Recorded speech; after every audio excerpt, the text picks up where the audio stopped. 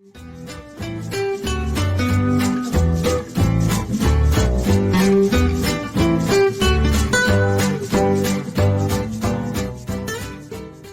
hold on, folks. Don't go ahead and push nothing. Don't skip forward or nothing like that. I'm gonna tell you how to pronounce this. This is called a what? Paella. Hey, with that being said, I got CJ and we finna show you how to make it. Let's get it. Let's go.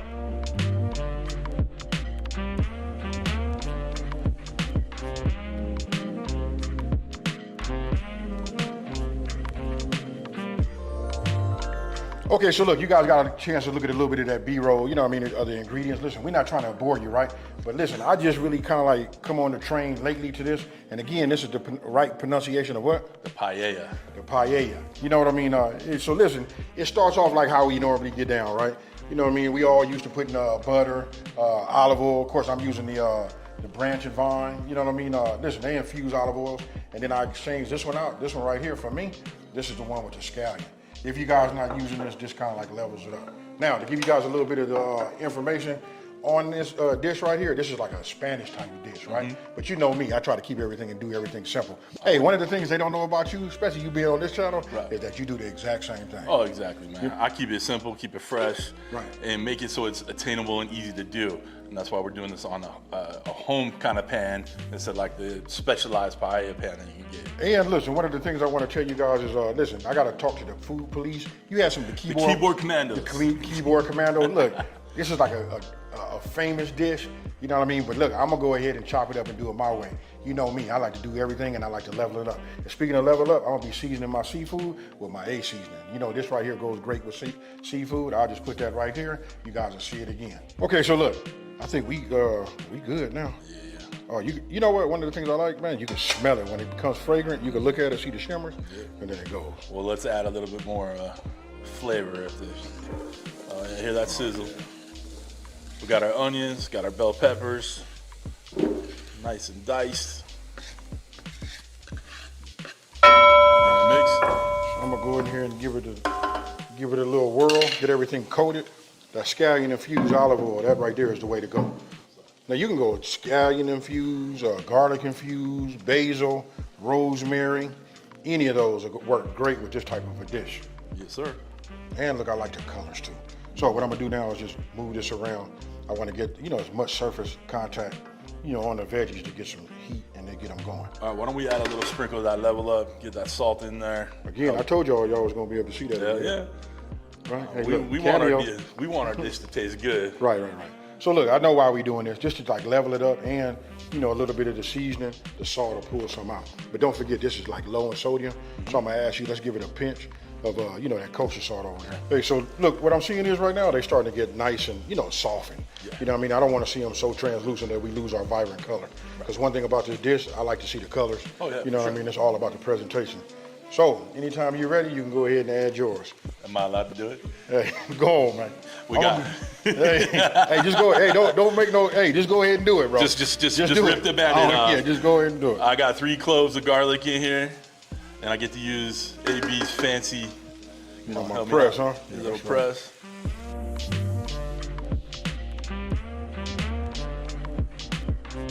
All right, y'all, we're gonna go in with the chorizo, okay? This is Mexican chorizo, not Spanish chorizo, all right?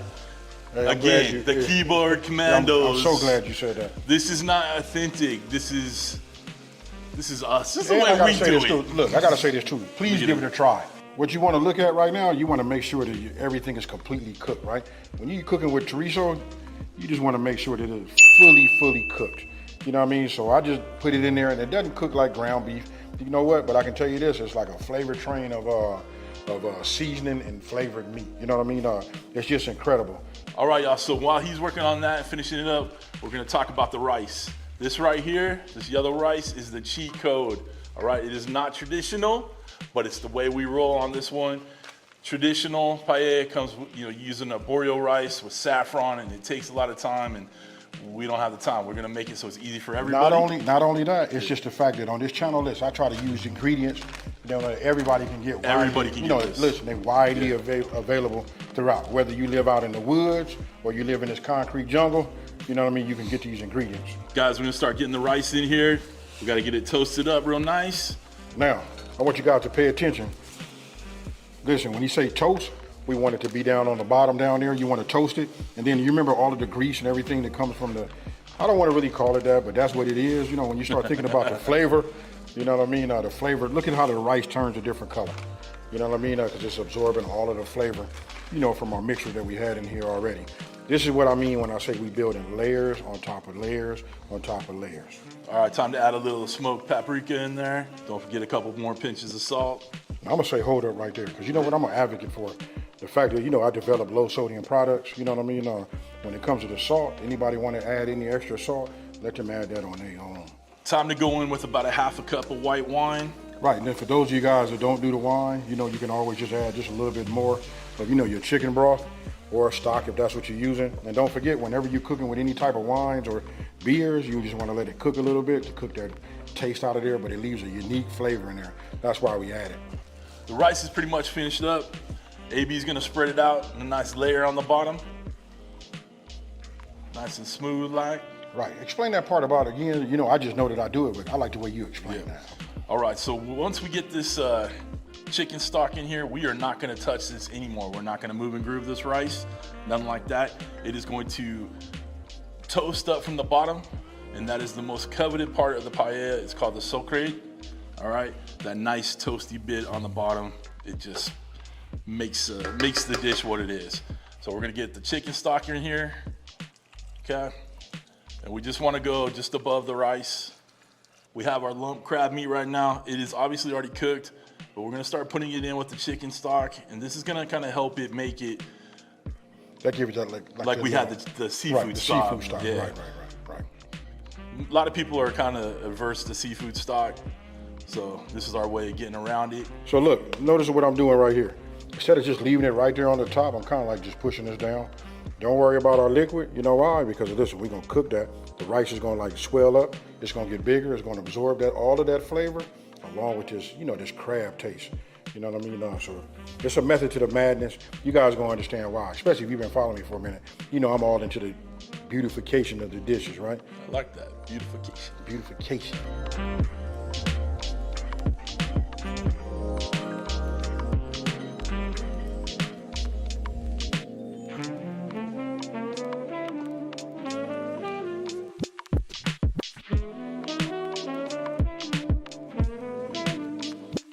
Okay, so look, I want you guys to pay attention to this part right here. This part right here is really up to you.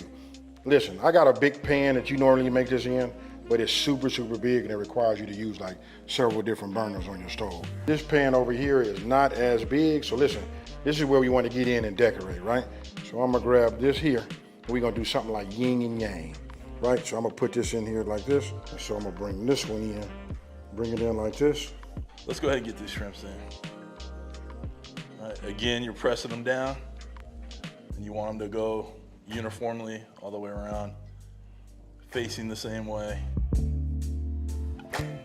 All right, so listen, once you got everything arranged the way you wanted to arrange it, with all the liquid on the side right now, you just want to let it, you know, continue to help all of your, you know, your fleshy, you know, seafood cook, right? So listen, when all of that's done, I could suggest you guys go ahead and hit it with a temp to make sure that even your lobster, your scallops, and your shrimp is at least 145. With that being said, we finna get out of the way and let it cook, folks.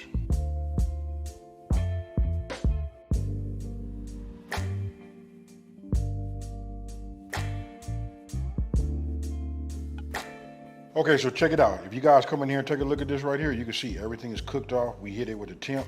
We got up to about 150. You know, it kind of like rises, so it'll go ahead and finish from there, right?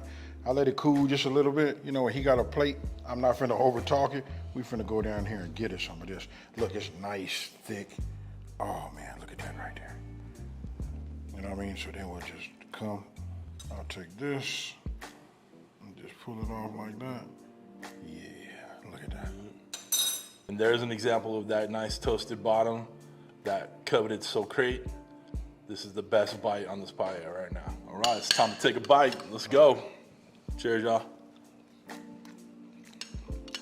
I'm telling you, that is too good right there.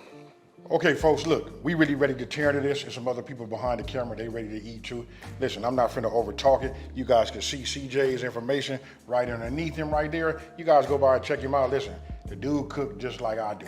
Hey, with that being said, listen, if you're new to my channel, let me just take the time to say, hey, thank you for watching this video. Don't forget to like, smash that subscribe button, and tell everybody out there, there's a channel out here that's simplifying these recipes and making this stuff like this right here. And guess what, folks? Me and CJ, we out. Peace.